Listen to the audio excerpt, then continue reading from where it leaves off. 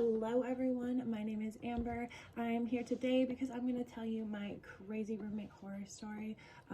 I personally enjoy watching these videos from other people, maybe because I can relate, but I always find it funny and just shocking to hear how some people live, you know? So I'm gonna try not to ramble too much. I have my notes here to hopefully stay on track and not leave any of like the big parts out, but hopefully you enjoy this. Hopefully you get some laughs. Hopefully you maybe learn a lesson or two that I definitely learned, some red flags to look out for if you're in the position of looking for a roommate. And yeah, hopefully you enjoy. Okay, so I'm just gonna jump into the story here.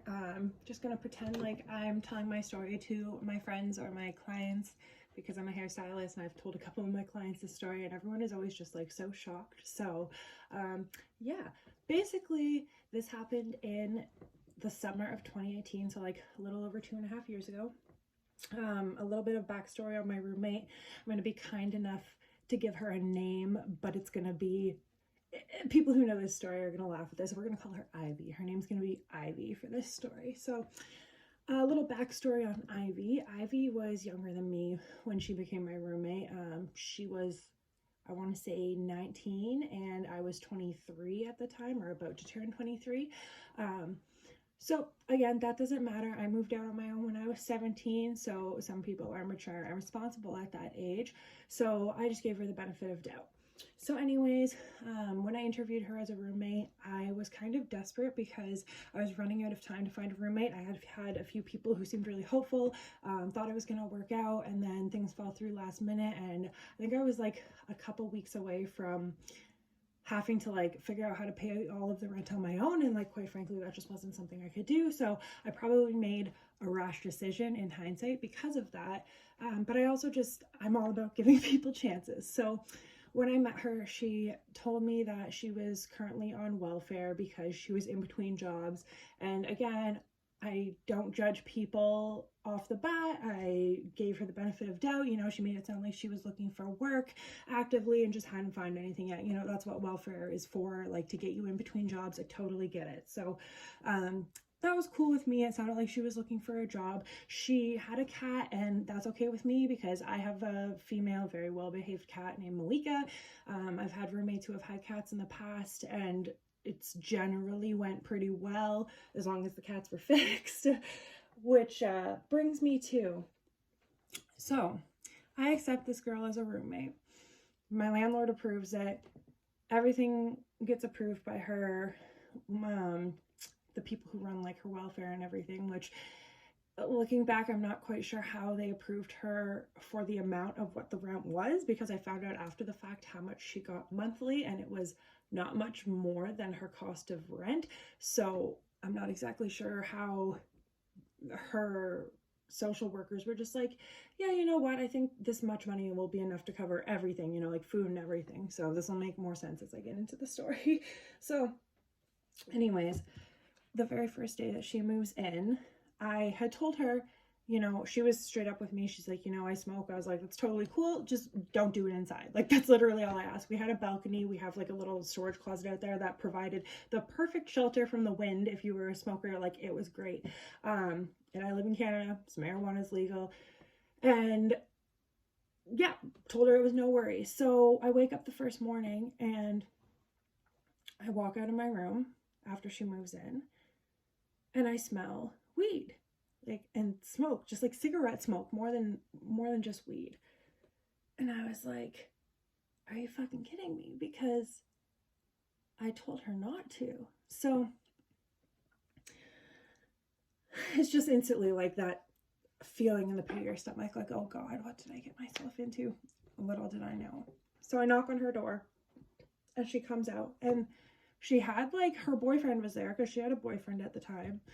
And she had like probably 2 or 3 guys also in her room. And like when she came out, she was very like, shut the door like very quickly, so I couldn't see what was going on in there. Like, it was just super suspicious. And I was like, why does it smell of smoke in here? Like, I just confronted her about it. And she's like, oh, I'm sorry. Like, we blew it out the window, blah, blah, blah. And I was like, it doesn't matter. Like, I was pretty clear with you from the beginning. Like, you don't smoke inside. Oh, yeah, I'm sorry, blah, blah, blah. So after that, that thankfully was not an issue because there literally was no excuse. It was the summertime. It's not even like it's winter. It's not cold out. Like, it's beautiful. You can go outside if you want to smoke and not turn your room into a hot box, please and thank you. So she goes back in her room and like, I just hear them all laughing, and I instantly was like, why does she have all of these just like random guys over? I don't know. It just gave me like a weird feeling. So anyways, that was the first day that she moved in. Now I'm going to talk about her cat. So again, I told her it was okay if she had a cat. I believe I asked her if it was fixed because I had previous issues with one roommate having an unfixed cat, and she said, oh yeah, it's fixed, or I think it's fixed, because I guess she had just gotten it as like a rescue. And again, red flag. So cat moves in, turns out the cat's not fixed, and one day while my sister's over, she sees the cat just back up its butt to my dresser that my grandpa made and spray cat pee all over it. And I was like, great. So I told Ivy that she had to keep the cat in her room until she made arrangements to get it fixed. Now, obviously, she doesn't have money for this because she's on welfare, but there is a program here that helps with people who are, like, they have a program for people who are on welfare where you pay very little or nothing if you need to get your animals spayed or neutered. So I told her about that. You know, I was very helpful. It wasn't just like I was like, here, deal with it, because honestly, I'm an animal lover. The last thing I wanted to do was tell her to keep that cat cooped up in a room.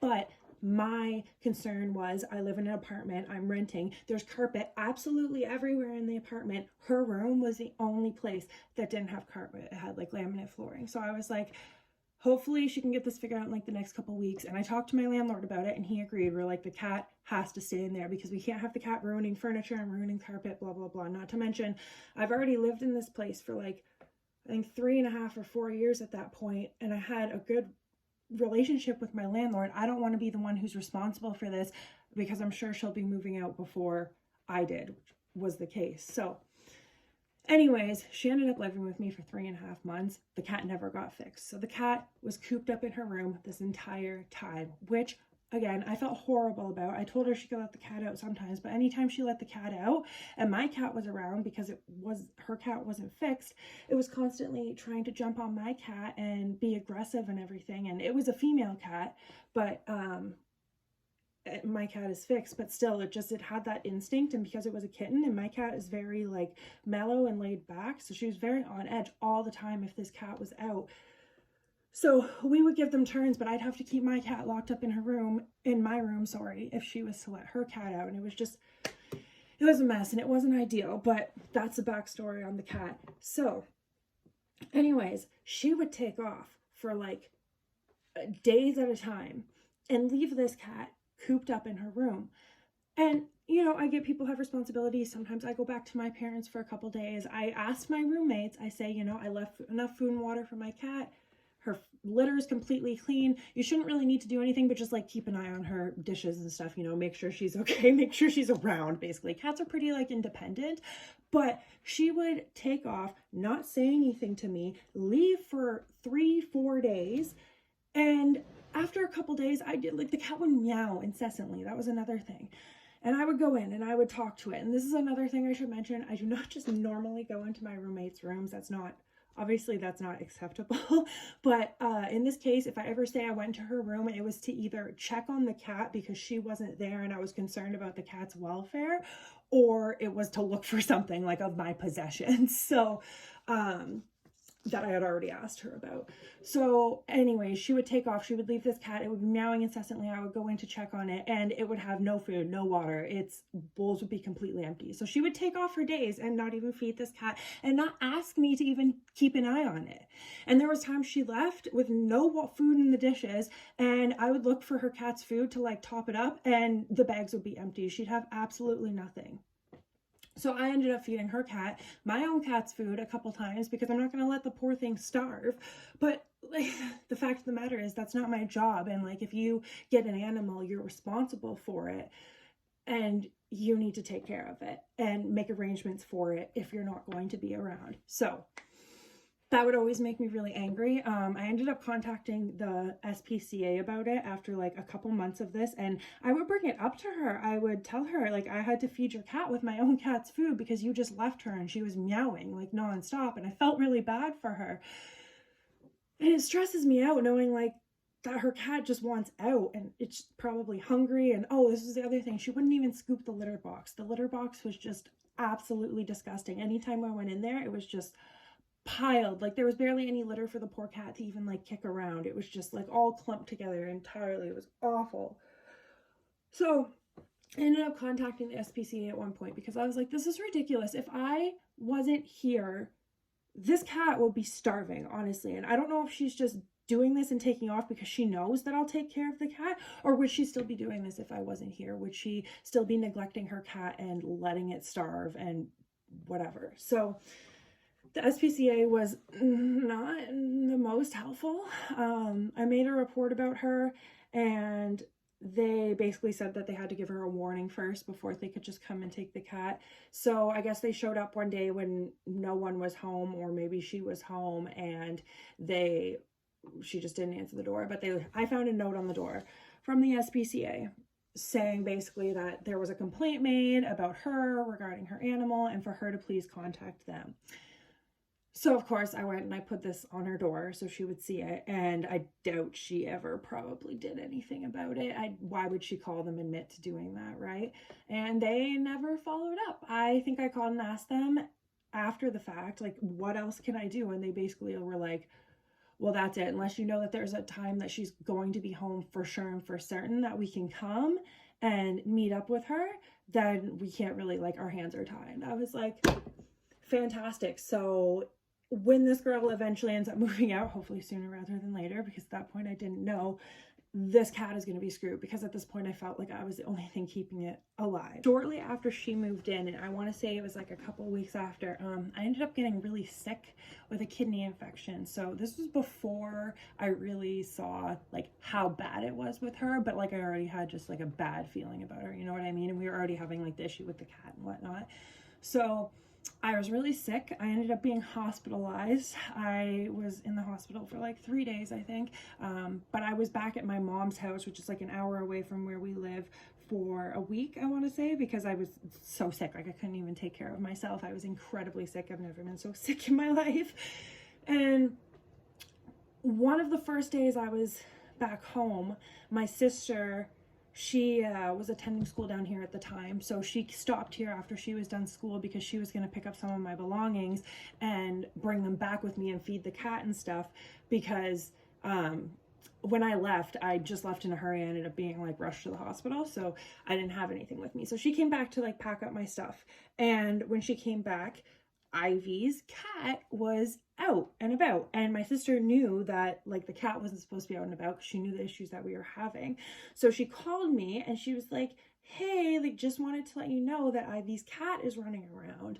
And all of a sudden Ivy just starts to go off on my sister, and they start getting in like a yelling fight because she was like, oh, I only let her out for a minute, and like, why did you have to call your sister blah blah blah, and like calling my sister a liar. And like, honestly, this is so long ago and I was so sick I barely even remember that week.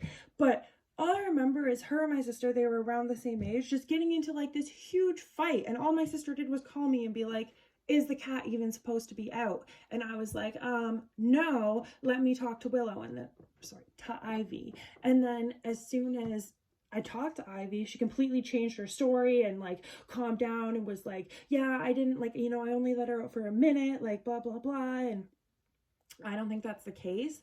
But it, like, my sister was pretty shaken up. Like, she barely knew this girl. She was just coming to get my stuff, and then to like basically be verbally attacked just because my sister, or because she called and asked me if the cat was supposed to be out. It's just like absolutely ridiculous. And I just kept being like, this is the last thing I need to be dealing with right now. Really, like, so yeah, that was that. And then also while I was away that week, I saw her post a picture on Facebook in my mirror. I'll show you what mirror I'm talking about. This pink mirror. I've had this mirror forever. honestly, it's nothing fancy. It has like mascara stains all over it, but it was in my room. And at that point in time, it wasn't nailed to the back of my door because it had like fallen down. So it was just like propped up against the wall. And she had taken it out to the living room and was taking selfies in it and posting them on Facebook, which was just like a horrible feeling because I was like, why are you in my room? And this was before I had put a lock on my door, because again, she just moved in, but she was posting like pictures in her underwear using my mirror that she had dragged out to the living room. And then when I came home, it was back in my room. So clearly she like didn't want me to know about it, but yet she posted it on social media where I follow her and I would see it. So I didn't end up saying anything about that because again, I'm just like very passive with these things. But it kind of just like built and built and built, and you'll see where this is going. So the next thing she did that really, really irritated me is when she moved in, I told her, you know, I knew she was starting off. This is the first time she'd lived on her own. She had nothing. I said, I have lots of pots and pans, dishes, etc. Totally don't mind if you use them. Just make sure that you wash them after, right? So that when I want to use them, I don't have to wash my own stuff. I think that makes sense, right? It's common courtesy. And she was like, oh yeah, no problem. Well, that turned out to be like the biggest mistake ever because she used and abused that privilege. She would use all of my dishes, all of my pots and pans, and just let them pile up in the sink and sit there and sit there. And we had a double sink and both of them would pile up and it would start moving onto the counter. And if I ever wanted to use anything, I would have to either wash it or ask her to wash it and then wait because it wouldn't get done right away. But anytime I would ask her about it, she'd just be like, oh, it's too hot to do the dishes, because at the time we didn't have air conditioning. It did get really hot in our apartment, but somehow I can manage to clean the apartment. I can manage to do dishes and I work. You're here all day. Like there's no excuse for you not to be doing dishes. And that's another thing. The whole time that she lived with me, I should mention, I don't think she ever was looking for a job. I think she briefly started working at like a chicken coop, catching chickens towards like the very end before she moved out. But yeah, apparently before that she just freeloaded off of me and felt like because I was the only one who was working that I owed it to her, which she said in not so many words to me once when I called her out on stealing my food, etc. So yeah, back to the dishes. She would let them pile on the counter. She would take them to her room and leave them there for weeks. I'm not even exaggerating. There was more than a couple times that I was like, would realize something was missing, would ask her about it. She wouldn't answer me. So I'd go in her room and I would find bowls full of mold with God knows what. It was absolutely rancid. I threw out multiple dishes and Tupperware containers because it just like wasn't even worth cleaning anymore after I found them in her room. The one time I remember I went in her room to again get something of mine and there was like a plastic bag with puke on it on the floor. So yeah, that was nice. Her room was always disgusting, like an absolute pigsty. I mean, obviously if you have moldy dishes in your room, you can imagine what her room was like and what it smelled like, along with the cat litter that did not get scooped nearly as often as what it should have. And that poor cat was in that nasty room all day, every day. Yeah, so eventually towards the end of her living there, I got so fed up with her using my dishes, because I tried to ask her multiple times and it just never changed, that I, as petty as this might sound, ended up taking all of my dishes, or the majority of them, into my room. And I had to put a lock on my room at this point because I had realized that I can't trust her or any of her friends, because I'll get to this later, but I know for a fact that she stole a few things from me and her friends stole a couple things from me. So I had to put a lock on my room. I had to lock all of my dishes in my room because I didn't want her using my dishes anymore. Yeah, so that was lovely, having to go to my room every time that you want to get anything, anytime you want to cook anything, having to go back and forth and get everything that you want. And again, I know you might be like, oh, that seems really petty. Like, why would you do that? if you were dealing with this for months, you would understand. Back to what I said about her feeling entitled and like I owe her everything because I was the only one working. She would steal my food. She would steal my clothes. She would steal, and honestly, there's probably even stuff that I didn't even notice that she was using, but it all started, I remember, with milk. I started to notice that she was using my milk, and like, I don't mean like a little bit here and there. I mean like a decent amount of milk was disappearing pretty quickly. And so I like called her out on it. And I was like, you know, I don't mind if you're like in the middle of cooking something and you realize that you ran out of milk or you ran out of butter or something and you need to borrow some. Like, that's totally cool. I'm understanding. But like, to be taking advantage of it and just using my stuff all the time instead of yours, that's a different story. And I was like, I can't afford to like support two people. And like, especially milk and stuff, it's expensive, right? And then it continued to be other things. She would take my snack food. I specifically remember one time I was thawing ground beef because I was going to make something with it later that night, and I came home and it wasn't there. And I looked in the garbage and there was the empty package. So she had used my ground beef. Again, not that it matters, it's still wrong, but it's not cheap. Oh, that actually, I didn't even have this written down, but that actually just reminded me, the one time she'd having a bunch of friends over, and I had like, I think 4 canned alcoholic drinks in the bottom of the fridge. I really don't drink that often. So they were just sitting there. They've been sitting there for a while. And the one day I noticed that they were all turned upside down, which I was like, okay, that's weird. And then I went to flip them back up and they were all empty. So one of her friends had drank all of them, and tried to hide it by putting them back in my fridge upside down. I don't even know, but that's just an example of like the weird stuff that would happen there.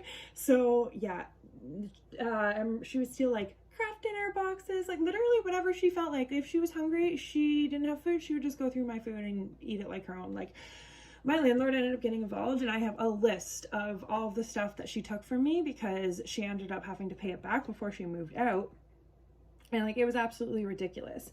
It didn't just go as far as food, it went as far as like possessions too. So I remember I had this body scrub, and again, this might seem like stupid, but it's not really something, you wouldn't just use someone else's body scrub unless you ask. And I had a body scrub and I never used it because I again have really sensitive skin, and it was kind of like a strong scent, very strong scent actually. But I went into the bathroom one day and all I can smell is just like that overwhelming smell of this body scrub. And I was like, what the heck? And I had it sitting in the bathtub and it was half gone. Like, I literally opened it and I had barely touched it before, and like half of this container was gone. So clearly she had used it without asking, and I called her out on it, or I think I just added it to the list. And then when I showed her the list, she was like, I didn't use your body scrub, just like flat out. And I'm like, how dumb do you think I am? Like, it's pretty obvious, you know what I mean? There was one time that, again, she had been away for a few days. I ended up going into her room to check on the cat, and my bomber jacket was on her bed. I think she had taken it with her because she'd been away for a few days and then came back. And I hadn't noticed because it wasn't a jacket I was like wearing regularly at the time. It was the summer. But yeah, it was in the front closet where we keep all of our like out of season jackets and stuff that we're not wearing. Didn't think I had to keep it in my room, but she just helped herself to it, was wearing it like it was hers, doing God knows what in it. Same with one of my purses. I found one of my purses in her room. I believe I just didn't even say anything because at this point I was like, it's pretty obviously she did it. If I even like call her out, I'm like, what's the point? Like, she can't deny it. It's pretty obvious. I'm very passive, and sometimes I just decide it's not worth it. So I took back the purse, and then I remember she took it again a second time, and I was like, you cannot just use my stuff as your own just because it's like in the front closet. It doesn't make sense. Like, if we were like friends and you asked to borrow it, that would be one thing, but you don't just use my stuff as you please. So fast forward, her living here for probably like, I want to say she moved in June, I think. So June, July, in like August, I started to get really fed up with all of this stuff, and I started to get my landlord involved because she had people over constantly. And I mean, you don't want to judge a book by its cover, but it was always different people and they always looked sketchy. They were just drinking and smoking all day long. Well, I was going out and having a job and working 10 hours and coming home and trying to make dinner and, you know, have like a regular schedule. They were literally staying up all night and then sleeping all day. And they were making so much noise at night. And I was so anxious just about everything going on, and I couldn't trust them, that I slept awfully for like 3 months straight, pretty much.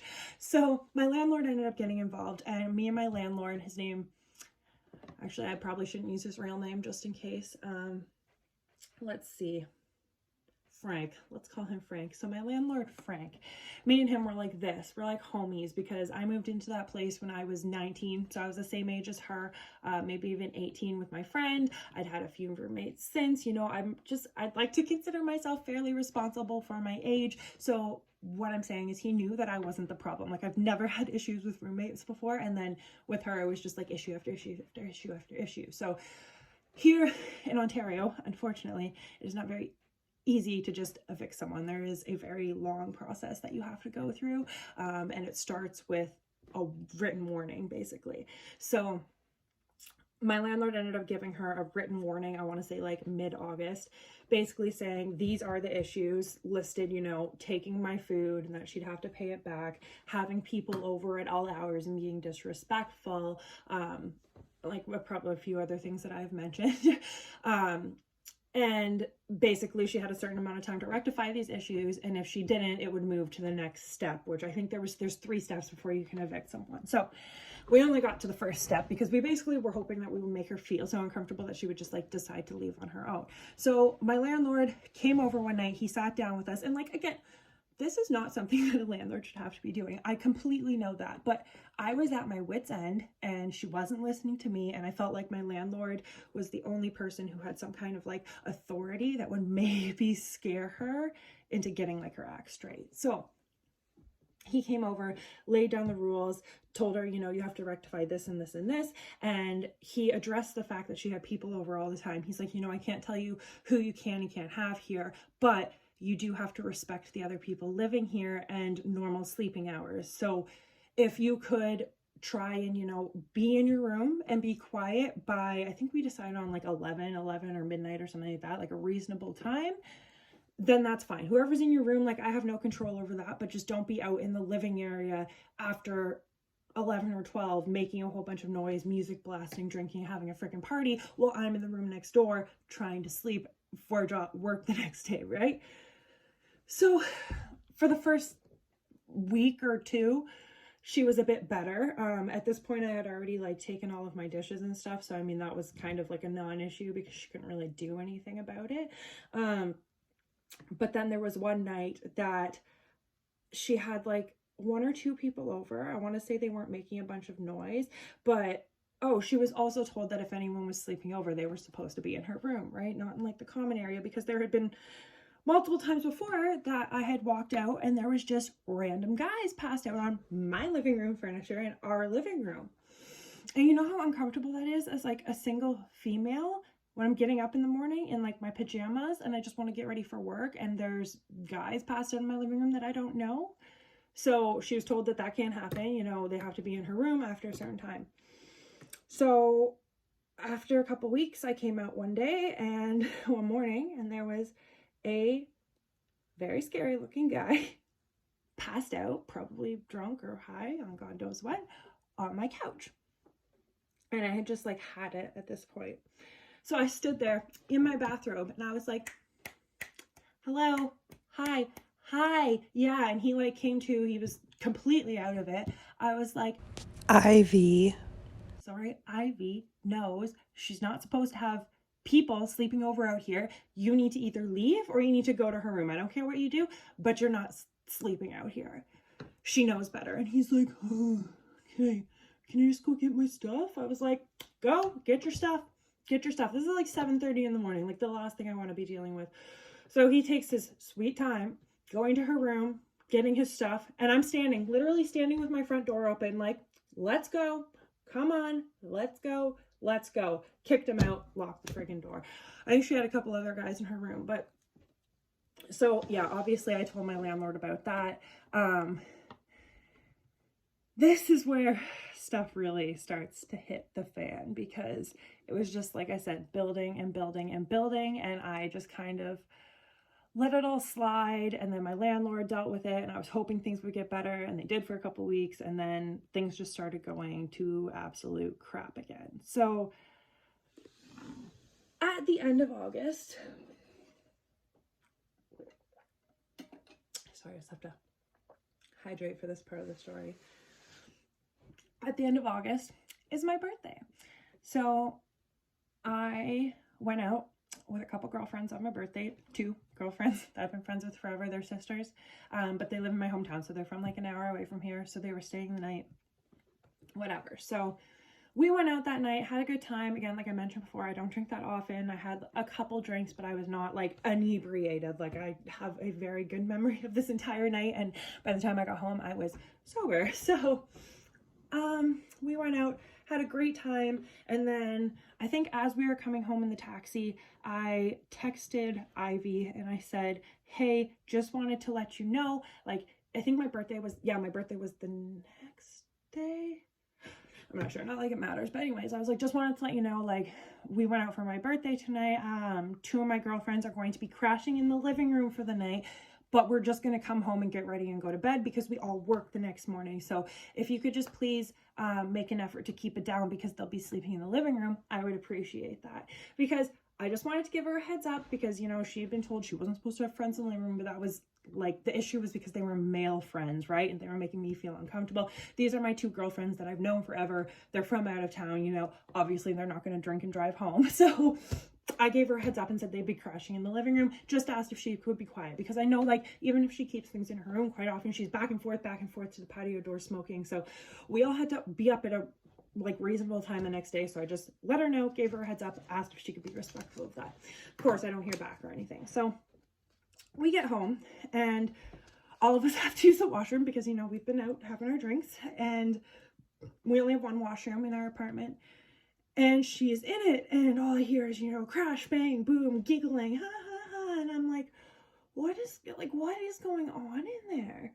So eventually, after like 10 minutes, she was in there with a guy, and I went up to the door, and I knocked on the door, and I was like, can you hurry up? Because there's people out here who have to use the washroom.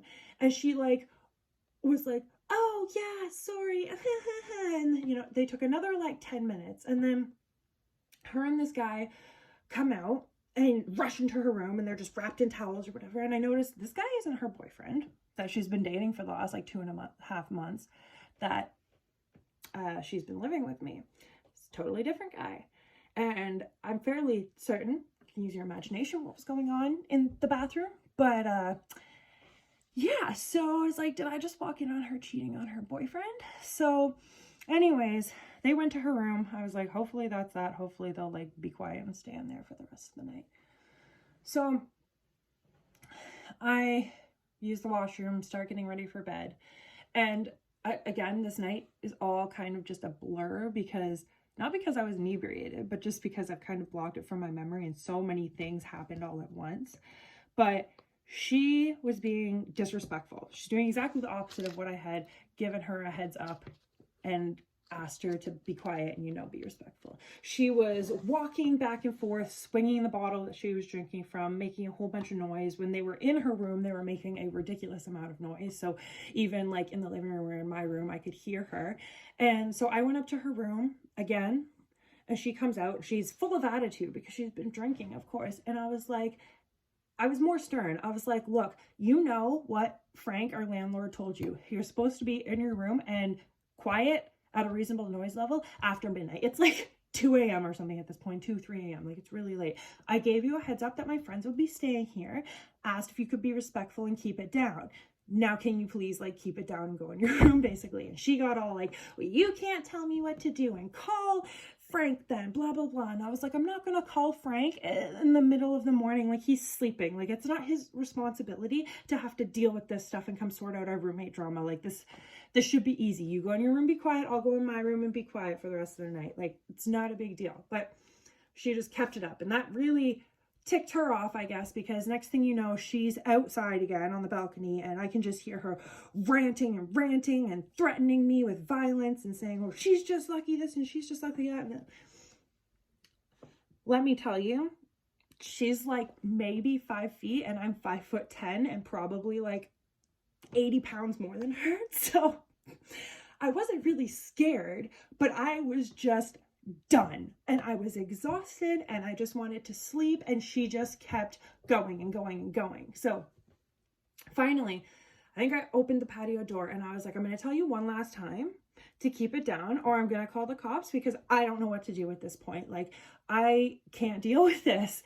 And she kept going, and because she was threatening me and threatening violence, that it wasn't going to stop and it was probably just going to escalate. So I called the non-emergency police line, because I'm not going to waste the emergency people's time. And I was like, can I just get some advice? Because I didn't even know if I needed the police to come at that point, but I just wanted some advice on how to like de-escalate the situation. And I told the operator what was going on, and she agreed that it was probably best to have an officer come over and just talk to Ivy, just to kind of, you know, de-escalate the situation, maybe suggest if she has somewhere else to go for the night that she can, or whatever. And I was like, yeah, I would agree. That's probably a good idea. But of course, she heard me on the phone with the police, and as soon as I get off the phone, she takes off. And she didn't come back for probably like 3 or 4 hours. So I called the non-emergency line again, and I said, I just wanted to let you know, she ended up taking off. There's probably not even any point to sending an officer over here, because I doubt she's going to come back if there's a cop car here. And there was really no point for like me to talk to them. I'd already talked to the operator. They were just going to come and talk to my roommate. And I didn't want to waste their time. So I called it off. I was like, don't worry about it. And she's like, okay, sounds good. Let us know if anything changes. So finally, I'm like, she's out of the house. I'm going to take advantage of this and try to sleep. And at this point, it was like, honestly, probably 4 or 5 a.m. And I go to my room and I go to sleep for like maybe 2.5 hours, I want to say. And my friends were out in the living room. And I wake up. Oh, no, sorry. My one friend was sleeping in my room, and then her sister was sleeping in the living room. So then her sister comes into my room and wakes us up, and she's like, Ivy's back, and she has like a bunch of guys with her. And I'm like, are you kidding me? And this is like, I think 8:30 in the morning. And sure enough, she had went and got probably her most intimidating looking guy friends and brought them back with her for no other point, I think, other than to try and intimidate me. But that was that. I just kind of ignored it. I had to go to work, so obviously I didn't sleep any more than that. I think I got 2.5 hours of sleep that night, on the night of my birthday. So that was great. Yeah, obviously I told my landlord about that, and I think he talked to her again. And so anyways, that was maybe a couple weeks before she decided to move out. I think she ended up moving out like halfway through September or something like that. But there's one other story I wanted to talk about. I can't remember where in the timeline this happened, if this was like before or after the big blow up at my birthday or not. But I also had gotten really frustrated because I had been, and again, this is going to sound petty, but I feel like people who have been in my situation will understand. I had been the only one buying like anything, any paper products, paper towel, toilet paper, Kleenex, etc. And I was getting sick of it. So one day I asked her, you know, can you please try to contribute and pick up toilet paper the next time we're running low? And of course she didn't pick any up. So finally I just got sick of it because, you know, toilet paper is not cheap. And especially when she was having people over all the time, and like, I'm not even here half the time. I'm not even at home. She was there all the time and never supplying it. So I was the only one buying it. Finally got sick of it. So someone told me, they were like, you know what? I've had to do this before. I would just keep my toilet paper in my room and bring a roll in with me when I have to go. Which feels silly even saying it, but in that moment I was like, you know what? Yeah, I'm so fed up. I'm gonna do that. So that's what I ended up doing. I took my toilet paper out of the bathroom and I just had a roll that I took with me to and from the bathroom. And this, it was close to the end of her moving out. Like I only had to do this for like a couple weeks. I almost don't even believe this story myself because it is so disgusting. So after I took my toilet paper into my room, I want to say like a day or two went by because I remember being confused because like she was using the washroom and there was no toilet paper in there. So I really don't want to think about what she was doing. But one day, my sister went in to use the washroom and she comes out and she's like, I think Ivy wiped her ass on the hand towel. And I honestly was like, there's no way. Like she's gross, but I was like, that's like next level, right? And my sister's like, no, man. Like I sat down and like I could kind of smell it, and there's like a brown streak. I was like, what? So I'm still like, I'm in disbelief. I'm like, it has to be like something else. Like there's no way. So I go and I look at the hand towel in question. It's a light blue hand towel, and sure enough, there's a very crappy looking streak on the towel, and my curiosity could not help it. I raised it a little bit towards my face and went,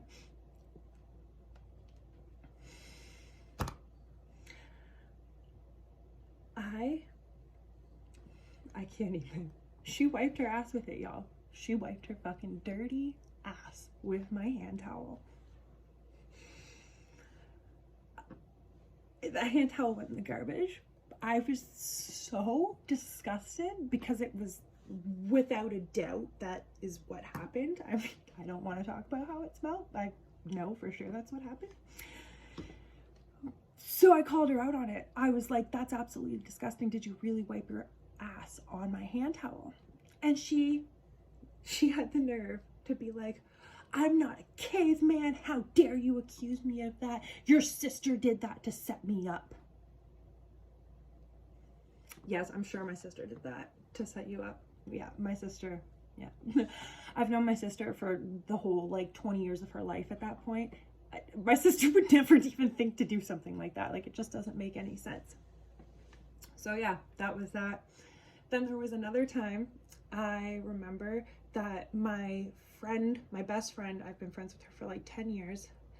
So yeah, my friend Alicia was sleeping over, and I guess my roommate had went out for the night and she had forgot her keys. And this happened a couple times.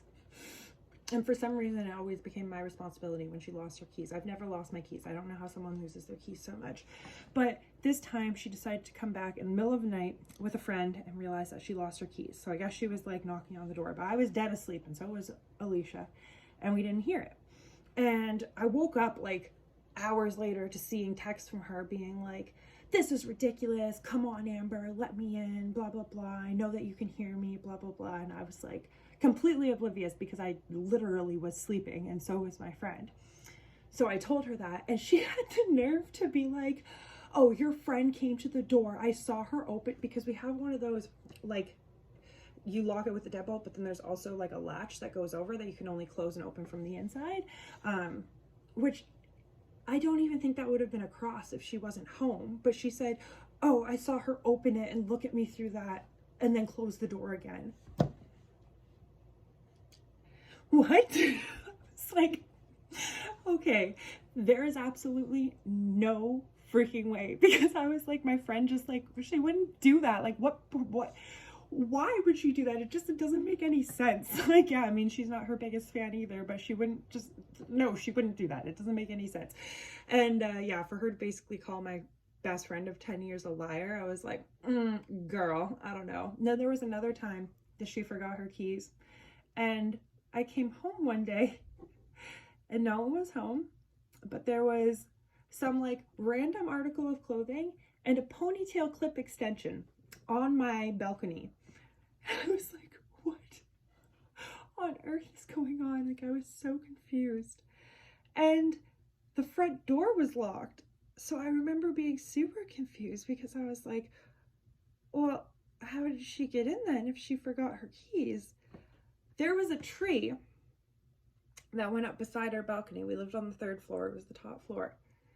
She had somehow scaled that tree up to our balcony, tried to get in through the balcony doors, but they were locked because no one was home. And she must have climbed back down and then like left her stuff up there. And then she came home later and I let her in because she told me she had lost her keys. So yeah, that was just interesting. I think I've basically covered the majority of like the interesting stories that like really stand out there. I'm sure I'm missing some stuff that I'm not remembering right now, but anyways, how it all ended. Well, basically, like I said, she'd already had that warning, and then I think after she got spoken to again regarding the birthday situation and everything like that, and her having the guy over that I had to kick off the couch and blah blah blah, she ended up looking elsewhere and giving her notice to move out for like the end of September. But she wasn't, I remember she wasn't around for like the last couple weeks very much. But my landlord ended up having to come in and clean her room. I remember he ended up taking something off of like her security deposit or first and last, whatever, for that, because him and his wife, that was 9 months pregnant at the time, had to come in and deep clean her room so that we could show it to people, because I had to get another roommate obviously after she moved out. And it was absolutely disgusting. Like, we gave her a chance to do it. We gave her like a timeline, like a few days or something like that. Like, and we just said, can you make it look presentable, just so like we can show people the room, because it was an absolute pigsty. It was nowhere near presentable and it smelled disgusting. But no, she wasn't even home. She just completely disappeared, again leaving the cat there. So my landlord and his very pregnant wife had to come in and completely clean her room. They had to change her cat litter. They had to buy cat litter for her cat because she didn't have any. Just absolutely ridiculous. But yeah, that was basically the end of it. She moved out at like the end of September. Shortly after, I found out she was pregnant.